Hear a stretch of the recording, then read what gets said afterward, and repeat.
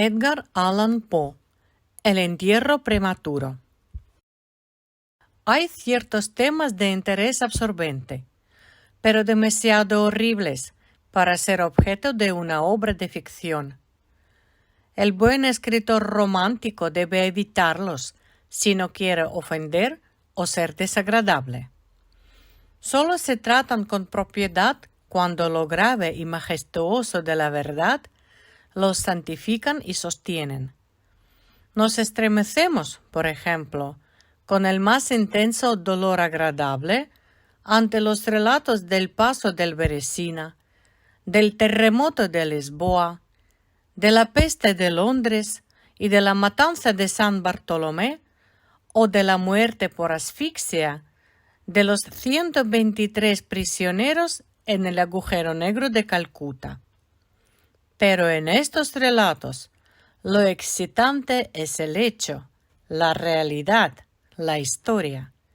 Como ficciones, nos parecerían sencillamente abominables. He mencionado algunas de las más destacadas y augustas calamidades que registra la historia, pero en ellas el alcance, no menos que el carácter de la calamidad, es lo que impresiona tan vivamente la imaginación. No necesito recordar al lector que del largo y horrible catálogo de miserias humanas podría haber escogido muchos ejemplos individuales más llenos de sufrimiento esencial que cualquiera de estos inmensos desastres generales. La verdadera desdicha, la aflicción última, en realidad es particular, no difusa. Demos gracias a Dios misericordioso que los horrorosos extremos de agonía los sufre el hombre individualmente y nunca en masa. Ser enterrado en vivo es, sin ningún género de duda, el más terrorífico extremo que jamás haya caído en suerte a un simple mortal. Que le ha caído en suerte con frecuencia, con mucha frecuencia, nadie con capacidad de juicio lo negará.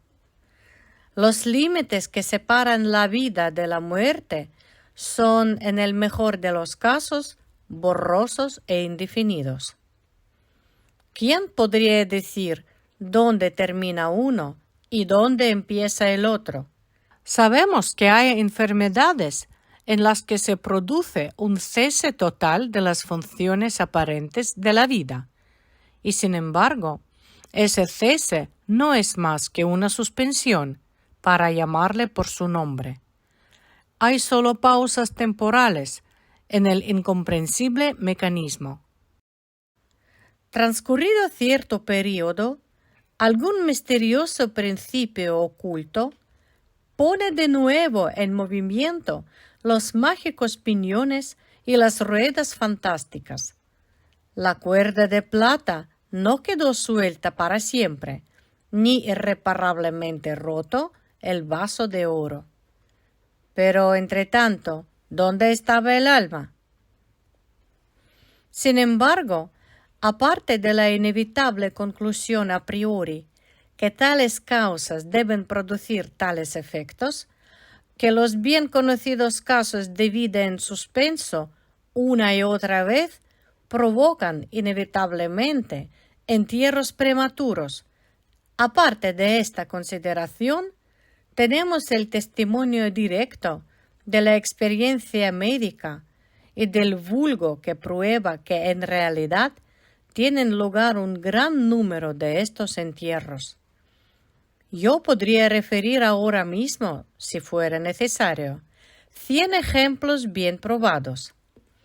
Uno de características muy asombrosas y cuyas circunstancias igual quedan aún vivas en la memoria de algunos de mis lectores, ocurrió no hace mucho en la vecina ciudad de Baltimore, donde causó una conmoción penosa, intensa y muy extendida.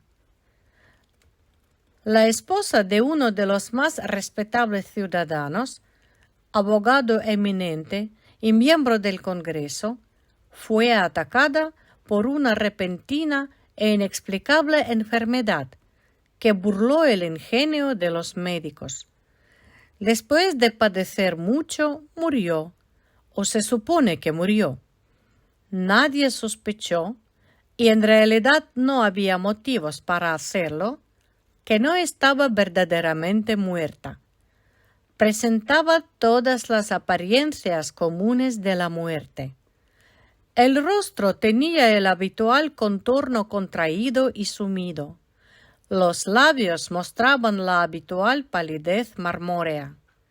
Los ojos no tenían brillo. Faltaba el calor. Cesaron las pulsaciones. Durante 3 días el cuerpo estuvo sin enterrar. Y en este tiempo adquirió una rigidez pétrea. Resumiendo, se adelantó el funeral por el rápido avance de lo que se supuso era descomposición. La dama fue depositada en la cripta familiar, que permaneció cerrada durante los 3 años siguientes. Al expirar ese plazo, se abrió para recibir un sarcófago, pero ¡ay! ¡Qué terrible choque esperaba al marido cuando abrió personalmente la puerta! Al empujar los portones, un objeto vestido de blanco cayó rechinando en sus brazos. Era el esqueleto de su mujer con la mortaja puesta. Una cuidadosa investigación mostró la evidencia que ella había revivido a los 2 días de ser sepultada, que sus luchas dentro del ataúd habían provocado la caída de éste desde una repisa o nicho al suelo, y al romperse el féretro pudo salir de él. Apareció vacía una lámpara que accidentalmente se había dejado llena de aceite dentro de la tumba. Puede, no obstante, haberse consumido por evaporación. En los peldaños superiores de la escalera que descendía a la espantosa cripta, había un trozo de ataúd, con el cual, al parecer, la mujer había intentado llamar la atención golpeando la puerta de hierro. Mientras hacía esto, probablemente se desmayó o quizás murió de puro terror, y al caer, la mortaja se enredó en alguna pieza de hierro que sobresalía hacia adentro. Ahí quedó y así se pudrió, erguida. En el año 1810 tuvo lugar en Francia un caso de inhumación prematura, en circunstancias que contribuyeron mucho a justificar la afirmación que dice que la verdad es más extraña que la ficción. La heroína de la historia era Mademoiselle Victorine Lafourcade, una joven de ilustre familia, rica y muy guapa. Entre sus numerosos pretendientes se contaba Julien Busset, un pobre literato o periodista de París. Su talento y su amabilidad habían despertado la atención de la heredera, que al parecer se había enamorado realmente de él, pero el orgullo de casta la llevó por fin a rechazarlo y a casarse con un tal Monsieur Renel, banquero y diplomático de cierto renombre. Después del matrimonio, sin embargo, este caballero descuidó a su mujer y quizá llegó a pegarla. Después de pasar unos años desdichados, ella murió. Al menos su estado se parecía tanto al de la muerte que engañó a todos quienes la vieron. Fue enterrada, no en una cripta, sino en una tumba común en su aldea natal. Desesperado y aún inflamado por el recuerdo de su cariño profundo, el enamorado viajó de la capital a la lejana provincia donde se encontraba la aldea, con el romántico propósito de desenterrar el cadáver y apoderarse de sus preciosos cabellos. Llegó a la tumba. A medianoche desenterró el ataúd, lo abrió y cuando iba a cortar los cabellos, se detuvo ante los ojos de la amada, que se abrieron. La dama había sido enterrada viva. Las pulsaciones vitales no habían desaparecido del todo, y las caricias de su amado la despertaron de aquel letargo que equivocadamente había sido confundido con la muerte. Desesperado, el joven la llevó a su alojamiento en la aldea. Empleó unos poderosos reconstituyentes aconsejados por sus no pocos conocimientos médicos. En resumen, ella revivió, reconoció a su Salvador, permaneció con él hasta que lenta y gradualmente recobró la salud. Su corazón no era tan duro, y esta última lección de amor bastó para ablandarlo. Lo entregó a Bossuet. No volvió junto a su marido, sino que, ocultando su resurrección, huyó con su amante a América. 20 años después, los dos regresaron a Francia, convencidos que el paso del tiempo había cambiado tanto la apariencia de la dama que sus amigos no podrían reconocerla. Pero se equivocaron, pues al primer encuentro, Monsieur Renel reconoció a su mujer y la reclamó. Ella rechazó la reclamación y el tribunal la apoyó, resolviendo que las extrañas circunstancias y el largo periodo transcurrido habían abolido no solo desde un punto de vista equitativo, sino legalmente la autoridad del marido. La revista de cirugía de Leipzig, publicación de gran autoridad y mérito, que algún editor americano haría bien en traducir y publicar, relata, en uno de los últimos números, un acontecimiento muy penoso que presenta las mismas características. Un oficial de artillería, hombre de gigantesca estatura y salud excelente, fue derribado por un caballo indomable y sufrió una contusión muy grave en la cabeza, lo que le dejó inconsciente. Tenía una ligera fractura de cráneo, pero no se percibió un peligro inmediato. La trepanación se hizo con éxito. Se le aplicó una sangría y se adoptaron otros muchos remedios comunes. Pero cayó lentamente en un sopor cada vez más grave y por fin se le dio por muerto. Hacía calor y lo enterraron con prisa indecorosa en uno de los cementerios públicos. Sus funerales tuvieron lugar un jueves. Al domingo siguiente, el parque del cementerio, como de costumbre, se llenó de visitantes y alrededor del mediodía se produjo un gran revuelo provocado por las palabras de un campesino que, habiéndose sentado en la tumba del oficial, había sentido removerse la tierra como si alguien estuviera luchando abajo. Al principio nadie prestó demasiada atención a las palabras de este hombre, pero su evidente terror y la terca insistencia con que repetía su historia produjeron al fin su natural efecto en la muchedumbre. Algunos con rapidez consiguieron unas palas y la tumba vergonzosamente superficial estuvo en pocos minutos tan abierta que dejó al descubierto la cabeza de su ocupante. daba la impresión que estaba muerto, pero aparecía casi sentado dentro del ataúd, cuya tapa, en furiosa lucha, había levantado parcialmente.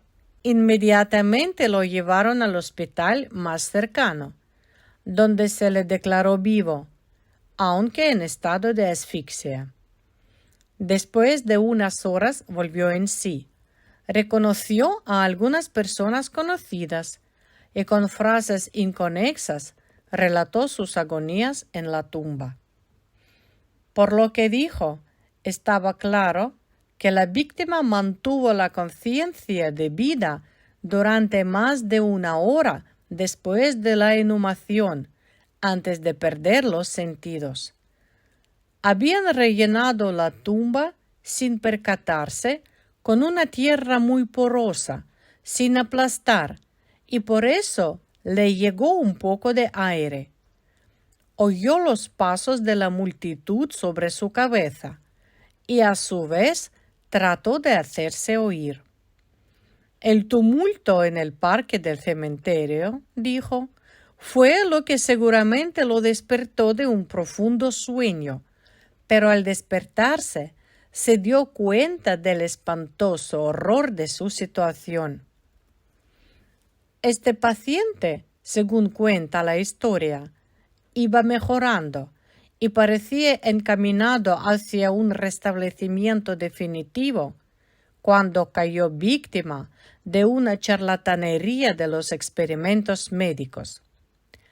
Se le aplicó la batería galvánica y expiró de pronto en uno de esos paroxismos estáticos que en ocasiones produce. La mención de la batería galvánica, sin embargo, me trae a la memoria un caso bien conocido y muy extraordinario, en que su acción resultó ser la manera de devolver la vida a un joven abogado de Londres que estuvo enterrado 2 días. Esto ocurrió en 1831 y entonces causó profunda impresión en todas partes, donde era tema de conversación. El paciente, el señor Edward Stapleton, había muerto aparentemente de fiebre tifoidea acompañada de unos síntomas anómalos que despertaron la curiosidad de sus médicos.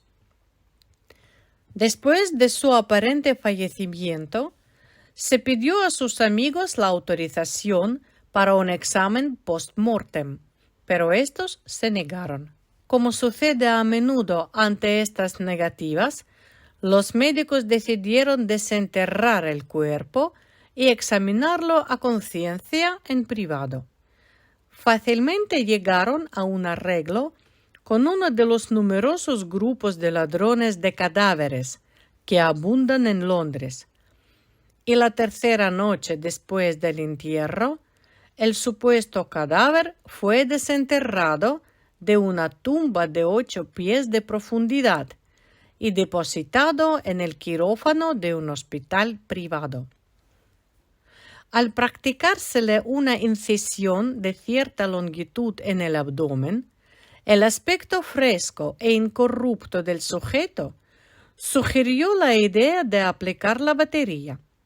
Hicieron sucesivos experimentos con los efectos acostumbrados, sin nada de particular en ningún sentido, salvo en 1 o 2 ocasiones una apariencia de vida mayor de la norma en cierta acción convulsiva.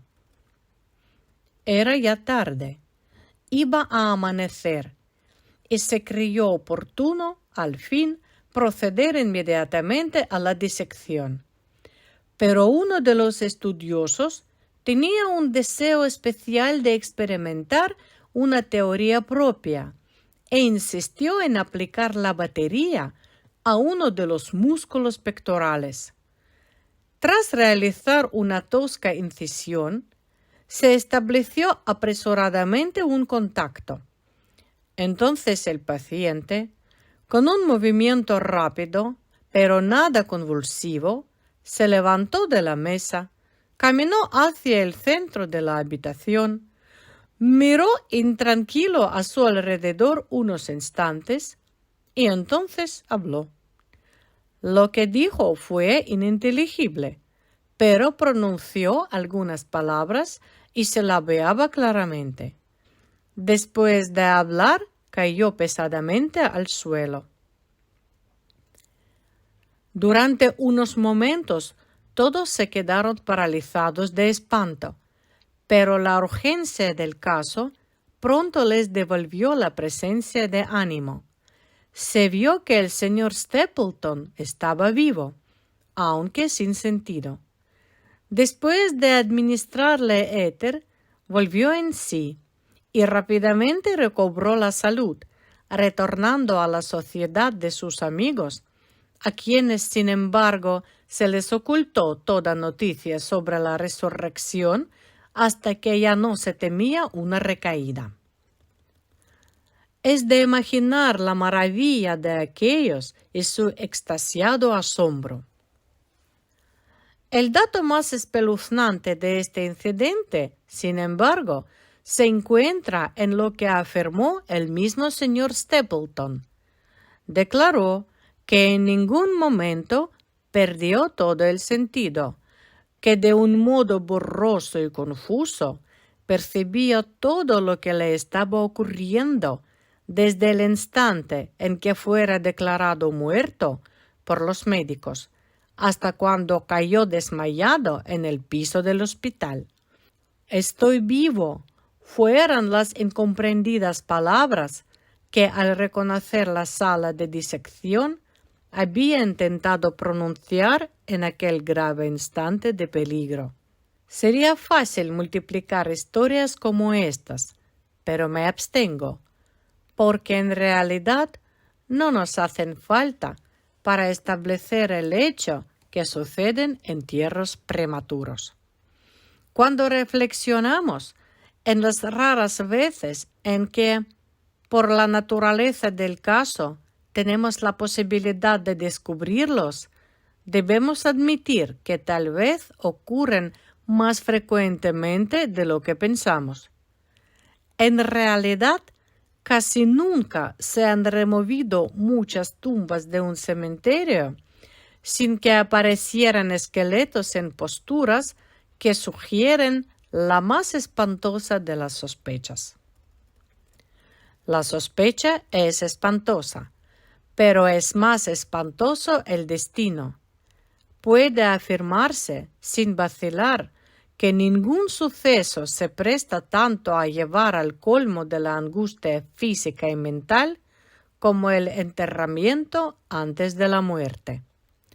La insoportable opresión de los pulmones, las emanaciones sofocantes de la tierra húmeda, la mortaja que se adhiere, el rígido abrazo de la estrecha morada, la oscuridad de la noche absoluta, el silencio como un mar que abruma, la invisible pero palpable presencia del gusano vencedor.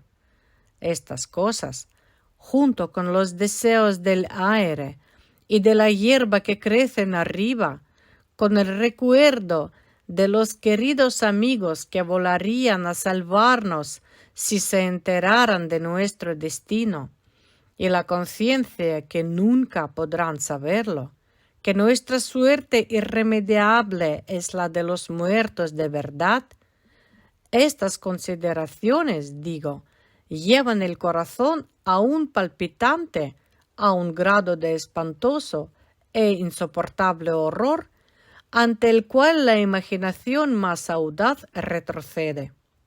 No conocemos nada tan angustioso en la tierra, no podemos imaginar nada tan horrible en los dominios del más profundo infierno. Y por eso todos los relatos sobre este tema despiertan un interés profundo, interés que, sin embargo, gracias a la temerosa reverencia hacia este tema, depende justa y específicamente de nuestra creencia en la verdad del asunto narrado. Lo que voy a contar ahora es mi conocimiento real, Mi experiencia efectiva y personal. Durante varios años sufrí ataques de ese extraño trastorno que los médicos han decidido llamar catalepsia, a falta de un nombre que mejor lo defina. Aunque tanto las causas inmediatas como las predisposiciones e incluso el diagnóstico de esta enfermedad siguen siendo misteriosas, su carácter evidente y manifiesto es bien conocido. Las variaciones parecen serlo principalmente de grado. A veces el paciente se queda un solo día o incluso un periodo más breve en una especie de exagerado letargo. Está inconsciente y externamente inmóvil, pero las pulsaciones del corazón aún se perciben débilmente. Quedan unos indicios de calor, una leve coloración persiste en el centro de las mejillas y al aplicar un espejo a los labios podemos detectar una torpe, desigual y vacilante actividad en los pulmones. Otras veces el trance dura semanas e incluso meses, mientras el examen más minucioso y las pruebas médicas más rigurosas no logran establecer ninguna diferencia material entre el estado de la víctima y lo que concebimos como muerte absoluta.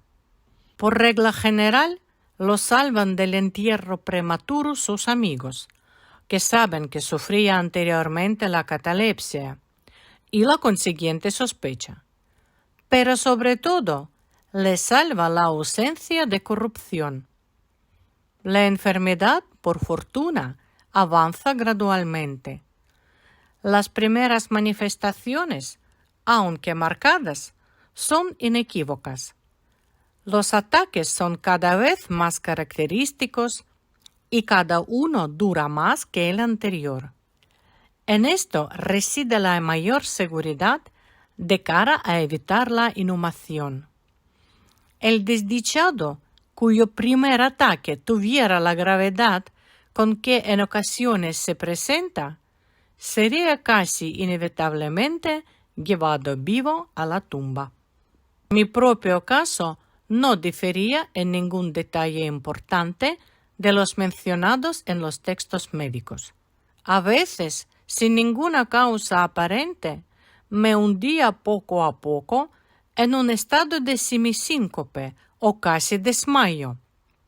Y ese estado, sin dolor, sin capacidad de moverme o realmente de pensar, pero con una borrosa y letárgica conciencia de la vida y de la presencia de los que rodeaban mi cama, duraba hasta que la crisis de la enfermedad me devolvía, de repente, el perfecto conocimiento. Otras veces el ataque era rápido, fulminante. Me sentía enfermo, aterido, helado, con escalofríos y mareos, y de repente me caía postrado. Entonces, durante semanas, todo estaba vacío, negro, silencioso, y la nada se convertía en el universo. La total aniquilación no podía ser mayor. Despertaba, sin embargo, de estos últimos ataques lenta y gradualmente, en contra de lo repentino del acceso. Así como amanece el día para el mendigo que vaga por las calles en la larga y desolada noche de invierno, sin amigos ni casa, así lenta, cansada, alegre, volvía a mí la luz del alma. Pero aparte de esta tendencia al síncope, mi salud general parecía buena, y no hubiera podido percibir que sufría esta enfermedad, a no ser que una peculiaridad de mi sueño pudiera considerarse provocada por ella. Al despertarme, nunca podía recobrar enseguida el uso completo de mis facultades y permanecía siempre durante largo rato en un estado de azoramiento y perplejidad, ya que las facultades mentales en general y la memoria en particular se encontraban en absoluta suspensión. En todos mis padecimientos no había sufrimiento físico, sino una infinita angustia moral. Mi imaginación se volvió macabra. Hablaba de gusanos, de tumbas, de epitafios. Me perdía en meditaciones sobre la muerte, y la idea del entierro prematuro se apoderaba de mi mente. El espeluznante peligro al cual estaba expuesto me obsesionaba día y noche. Durante el primero, la tortura de la meditación era excesiva. Durante la segunda, era suprema, cuando las tétricas tinieblas se extendían sobre la tierra. Entonces, presa de los más horribles pensamientos, temblaba como las trémulas plumas de un coche fúnebre. Cuando mi naturaleza ya no aguantaba la vigilia, me sumía en una lucha que al fin me llevaba al sueño, pues me estremecía pensando que al despertar podía encontrarme metido en una tumba. Y cuando por fin me hundía en el sueño, lo hacía solo para caer de inmediato en un mundo de fantasmas, sobre el cual flotaba con inmensas y tenebrosas alas negras la única, predominante y sepulcral idea. De las innumerables imágenes melancólicas que me oprimían en sueños, elijo para mi relato una visión solitaria. Soñé que había caído en un trance cataléptico de más duración y profundidad de lo normal. De repente una mano helada se posó en mi frente y una voz impaciente, farfullante, susurró en mi oído: «¡Levántate!». Me incorporé. La oscuridad era total. No podía ver la figura del que me había despertado. No podía recordar ni la hora en que había caído en trance, ni el lugar en que me encontraba. Mientras seguía inmóvil, intentando ordenar mis pensamientos, la fría mano me agarró con fuerza por la muñeca, sacudiéndola con petulancia, mientras la voz farfullante decía de nuevo: «Levántate. ¿No te he dicho que te levantes?». «¿Y tú?», pregunté, «¿quién eres?». «No tengo nombre en las regiones donde habito», replicó la voz tristemente. «Fui un hombre y soy un espectro. Era despiadado, pero soy digno de lástima. Ya ves que tiemblo. Me rechinan los dientes cuando hablo, pero no es por el frío de la noche eterna. Pero este horror es insoportable. ¿Cómo puedes dormir tú tranquilo? No me dejan descansar los gritos de estas largas agonías. Estos espectáculos son más de lo que puedo soportar. Levántate, ven conmigo a la noche exterior y deja que te muestre las tumbas. ¿No es esto un espectáculo de dolor? Mira». Miré, y la figura invisible, que aún seguía apretándome la muñeca, consiguió abrir las tumbas de toda la humanidad, y de cada una salían las irradiaciones fosfóricas de la descomposición, de forma que pude ver sus más escondidos rincones y los cuerpos amortajados en su triste y solemne sueño con el gusano. Pero ay, los que realmente dormían, aunque fueran muchos millones, eran menos que los que no dormían en absoluto, y había una débil lucha, y había un triste y general desasosiego, y de las profundidades de los innumerables pozos salía el melancólico frotar de las vestiduras de los enterrados. Y entre aquellos que parecían descansar tranquilos, vi que muchos habían cambiado, en mayor o menor grado, la rígida e incómoda postura en que fueron sepultados. Y la voz me habló de nuevo mientras contemplaba. ¿No es eso, acaso, un espectáculo lastimoso? Pero antes que encontrara palabras para contestar, la figura había soltado mi muñeca, las luces fosfóricas se extinguieron y las tumbas se cerraron con repentina violencia, mientras en ellas salía un tumulto de gritos desesperados, repitiendo: ¿No es esto, Dios mío, acaso un espectáculo lastimoso? Fantasías como esta se presentaban por la noche y extendían su terrorífica influencia incluso en mis horas de vigilia. Mis nervios quedaron destrozados y fui presa de un horror continuo. Ya no me atrevía a montar a caballo, a pasear, ni a practicar ningún ejercicio que me alejara de casa.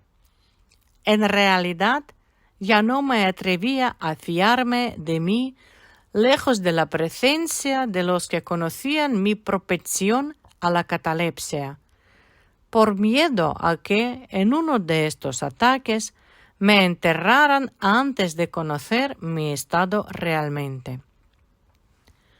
Dudaba del cuidado y de la lealtad de mis amigos más queridos. Temía que en un trance más largo de lo acostumbrado se convencieran que ya no había remedio.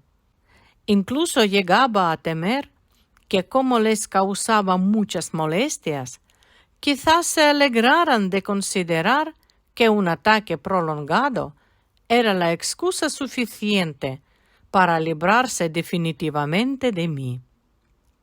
En vano trataban de tranquilizarme con las más solemnes promesas.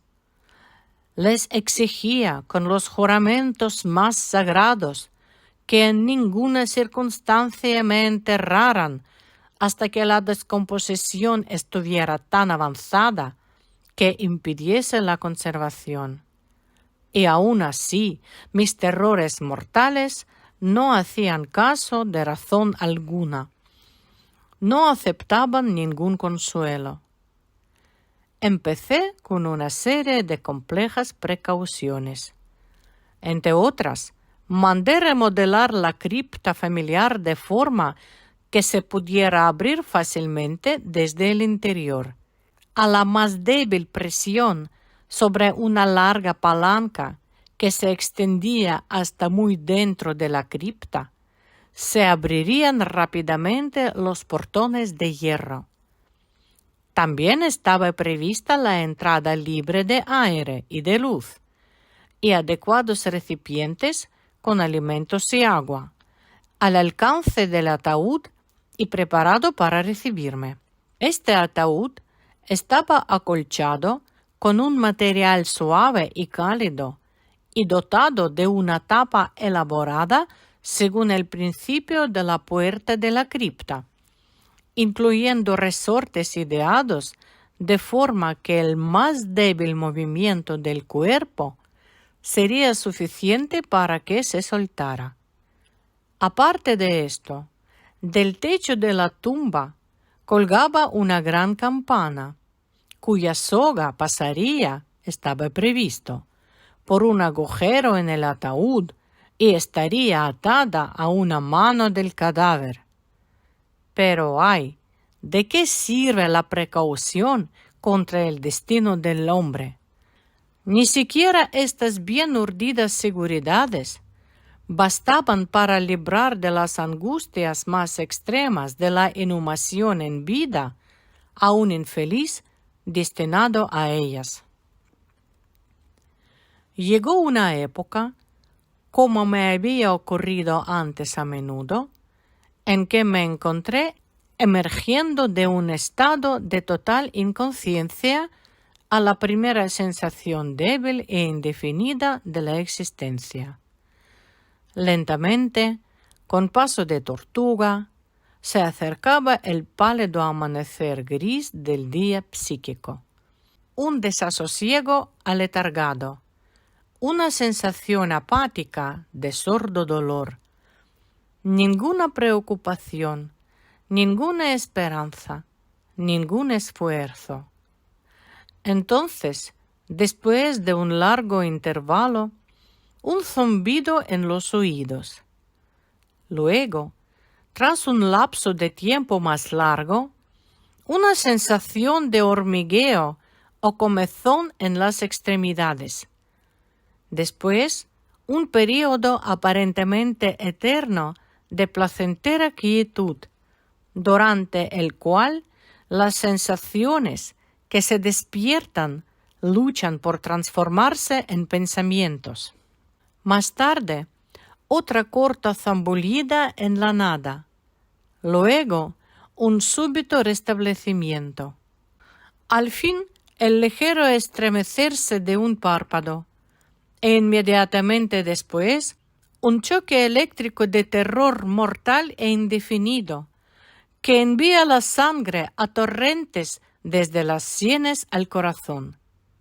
Y entonces, el primer esfuerzo por pensar. Y entonces, el primer intento de recordar. Y entonces, un éxito parcial y evanescente. Y entonces, la memoria ha recobrado tanto su dominio que en cierta medida tengo conciencia de mi estado. Siento que no me estoy despertando de un sueño corriente. Recuerdo que he sufrido la catalepsia.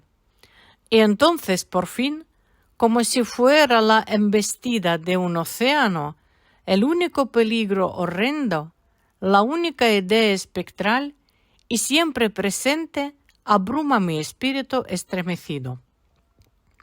Unos minutos después que esta fantasía se apoderase de mí, me quedé inmóvil.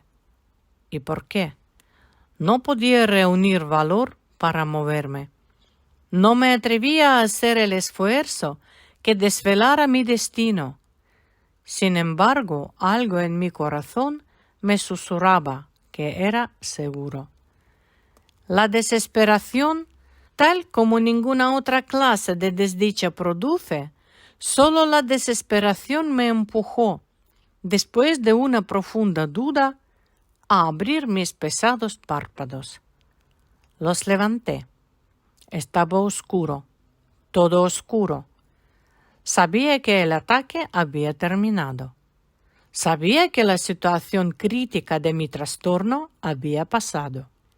Sabía que había recuperado el uso de mis facultades visuales y, sin embargo, todo estaba oscuro, oscuro, con la intensa y absoluta falta de luz de la noche que dura para siempre. Intenté gritar y mis labios y mi lengua reseca se movieron convulsivamente, pero ninguna voz salió de los cavernosos pulmones, que oprimidos como por el peso de una montaña, jadeaban y palpitaban con el corazón en cada inspiración laboriosa y difícil.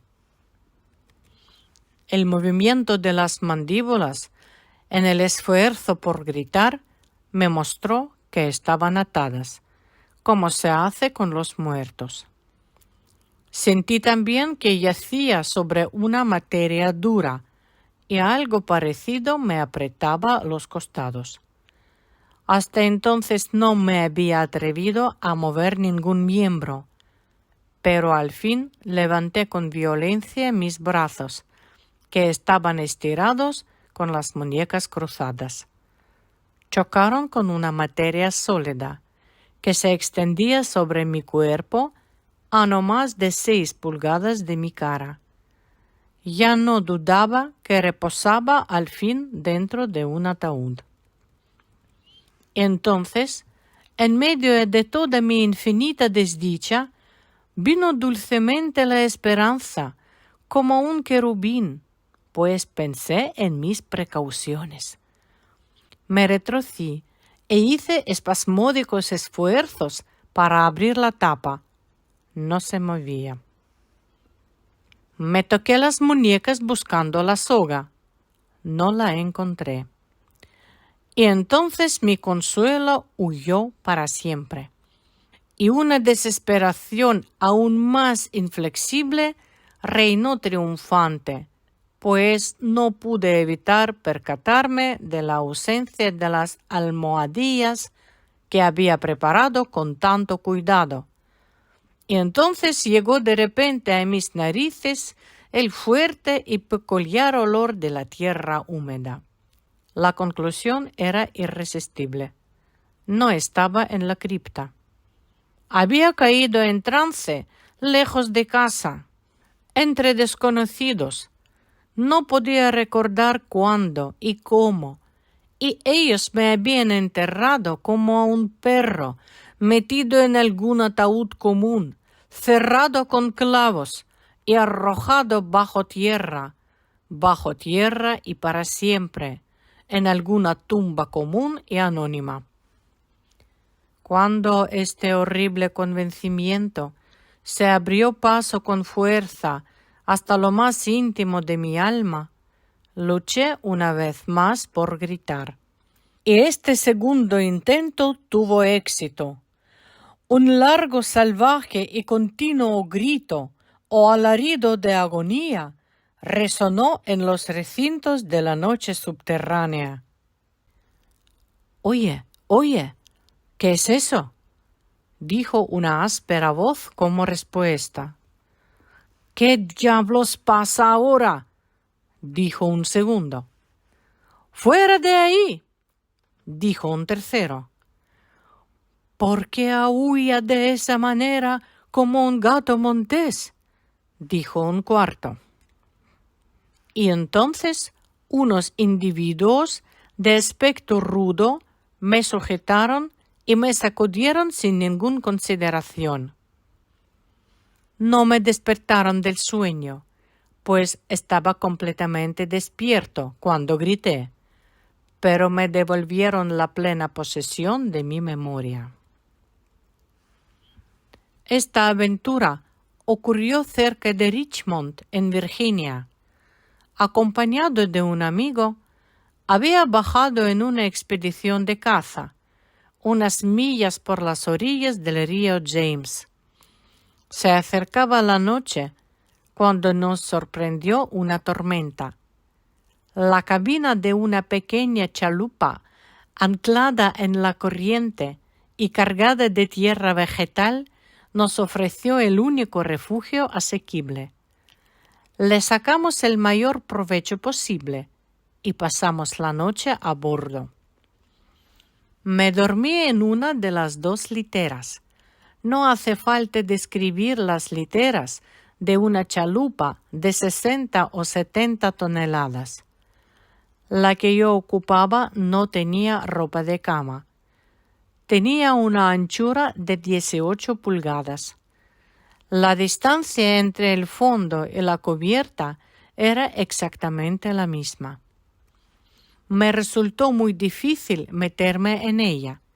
Sin embargo, dormí profundamente y toda mi visión, pues no era ni un sueño ni una pesadilla, surgió naturalmente de las circunstancias de mi postura, de la tendencia habitual de mis pensamientos y de la dificultad que ya he mencionado de concentrar mis sentidos y sobre todo de recobrar la memoria durante largo rato después de despertarme. Los hombres que me sacudieron eran los tripulantes de la chulapa y algunos jornaleros contratados para descargarla. De la misma carga procedía el olor a tierra. La venda en torno a las mandíbulas era un pañuelo de seda, con el que me había atado la cabeza, a falta de gorro de dormir. Las torturas que soporté, sin embargo, fueron indudablemente iguales en aquel momento a las que de la verdadera sepultura. Eran de un horror inconcebible, increíblemente espantosas, pero del mal procede el bien, pues su mismo exceso provocó en mi espíritu una reacción inevitable. Mi alma adquirió temple, vigor. Salí fuera, hice ejercicios duros, respiré aire puro, pensé en más cosas que en la muerte, abandoné mis textos médicos, quemé el libro de Buchan. No leí más pensamientos nocturnos, ni grandilocuencias sobre cementerios, ni cuentos de miedo como este. En un muy poco tiempo me convertí en un hombre nuevo y viví una vida de hombre. Desde aquella noche memorable, descarté para siempre mis aprensiones sepulcrales y con ellas se desvanecieron los achaques catalépticos, de los cuales quizá fueran menos consecuencia que causa. Hay momentos en que incluso para el sereno ojo de la razón, el mundo de nuestra triste humanidad puede parecer el infierno, pero la imaginación del hombre no es gratis para explorar con impunidad todas sus cavernas. ¡Ay! La torva legión de los terrores sepulcrales no se puede considerar como completamente imaginaria, pero los demonios, en cuya compañía Afrasiab hizo su viaje por el Oxus, tienen que dormir o nos devorarán. Hay que permitirles que duerman o pereceremos.